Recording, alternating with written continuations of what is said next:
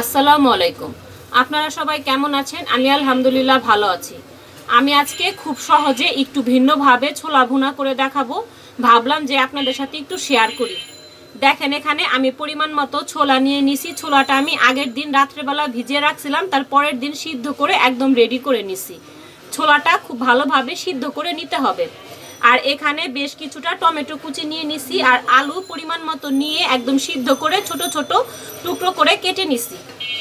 আর এখানে 1 চামচ আদা রসুন বাটা নিয়ে নিছি। আমি এখানে পরিমাণ মতো পেঁয়াজ কুচি করে নিছি আর কাঁচামরিচ কেটে নিছি। আর এখানে আমি কিছু শুকনা মশলা নিয়ে নিছি, হলুদের গুঁড়া, মরিচের গুঁড়া, ধনিয়ার গুঁড়া, লবণ, গরম মশলার গুঁড়া নিয়ে নিছি। ছোলাগুলো ভুনা করার জন্য আমি এখানে একটি কড়াই বসিয়ে দিছি, আর কড়াইয়ের ভিতরে সেই ছোলাগুলো আমি সব দিয়ে দিলাম। আর পেঁয়াজ কুচি, কাঁচামরিচগুলো আমি সব দিয়ে দিলাম। আর এখানে আমি যে শুকনা মশলা নিছি সেই শুকনা মশলাগুলো সব দিয়ে দিলাম। আর এখানে সেই আদা রসুন বাটাগুলো সব দিয়ে দিলাম। এখন পরিমাণ মতো আমি একটু সয়াবিন তেল দিয়ে দিতেছি। দেখেন বন্ধুরা, ছোলাগুলো ভালো করে আমি নাড়াচাড়া দিয়ে মিশিয়ে দিতেছি। অনেকে অনেকভাবে ছোলা ভুনা করে থাকে, কিন্তু আমি বাসায় যেভাবে ছোলা ভুনা করি সেটা আপনাদের সাথে একটু শেয়ার করতেছি।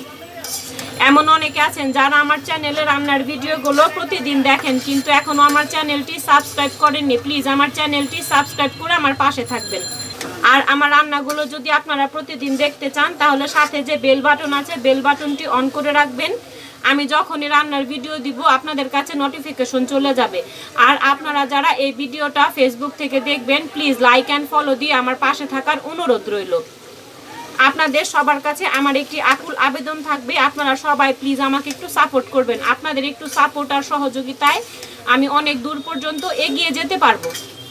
সবগুলো উপকরণ ভালো করে নাড়াচাড়া দিয়ে আমি মিশিয়ে দিতেছি। আমি এখন ঢাকনা দিয়ে ঢেকে দিলাম।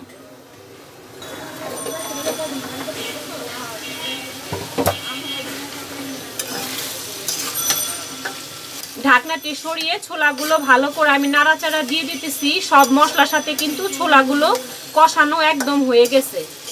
এ পর্যায়ে আমি একটু পানি দিয়ে দিব।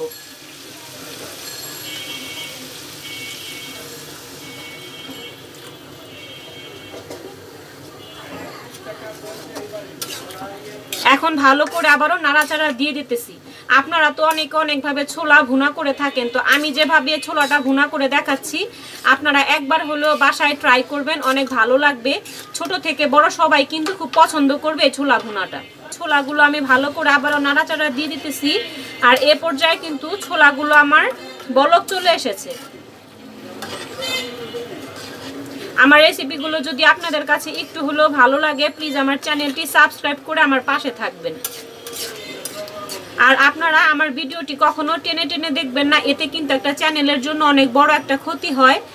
তাই আপনাদের কাছে রিকোয়েস্ট থাকবে, আপনারা ভিডিওটি প্রথম থেকে প্লিজ শেষ পর্যন্ত দেখবেন। আর দেখার আগে একটি লাইক দিয়ে দেখা শুরু করবেন। ঢাকনাটি সরিয়ে আমি আবারও ভালো করে নাড়াচাড়া দিয়ে দিলাম। এই পর্যায়ে আমি যে টমেটো আর আলু কুচি করে নিয়েছিলাম আমি এগুলো এখন দিয়ে দিব। এগুলো দিয়ে দেওয়ার পর ভালো করে নাড়াচাড়া দিয়ে সবগুলো উপকরণ একসাথে মিশিয়ে দিতে হবে। আমি ভালো করে নাড়াচাড়া দিয়ে দিলাম। এখন আবার ঢাকনা দিয়ে ঢেকে দিব। ছোলাটা কিন্তু আমার একদম হয়ে গেছে, একদম আঠা আঠা হয়ে গেছে। আপনারা যদি ছোলার ভিতরে কখনো আলু দেন, আলুটা এইভাবে সিদ্ধ করে দিলে এরকম আঠালো একটা ভাব আসবে। আর অবশ্যই টমেটো দেওয়ার চেষ্টা করবেন, তাহলে ছোলার টেস্ট কিন্তু দ্বিগুণভাবে বেড়ে যাবে। এখানে বেশ কিছুটা ধনিয়া পাতা আমি কুচি করে নিছি। এই ধনিয়া পাতাগুলো এখন আমি ছোলার ভিতরে দিয়ে দিব। ধনিয়া পাতা দেওয়ার পর আমি ভালো করে নাড়াচাড়া দিয়ে দিছি। এখন আর বেশিক্ষণ আমি রান্না করব না, তাহলে ধনিয়া পাতার ফ্লেভারটা নষ্ট হয়ে যাবে।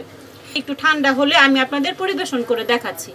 দেখেন বন্ধুরা, ছোলাটা কিন্তু আমার একদম পারফেক্টভাবে রান্না করা হয়ে গেছে। তো আমার আজকে ছোলার রেসিপিটা আপনাদের কাছে কেমন লাগলো আপনারা প্লিজ একটু কমেন্ট বক্সে কমেন্ট করে জানাবেন। আমি ছোলার ওপর দিয়ে একটু মটরশুঁটি, লেবু আর ধনিয়া পাতা দিয়ে ডেকোরেশন করে নিছি। আপনারা চাইলে আপনাদের পছন্দ মতো ডেকোরেশন করে নিতে পারবেন। তো আমার আজকে ছোলার রেসিপিটা আপনাদের কাছে কেমন লাগলো আপনারা প্লিজ একটু কমেন্ট বক্সে কমেন্ট করে জানাবেন। আপনারা সবাই সুস্থ থাকবেন, ভালো থাকবেন। আসসালামু আলাইকুম।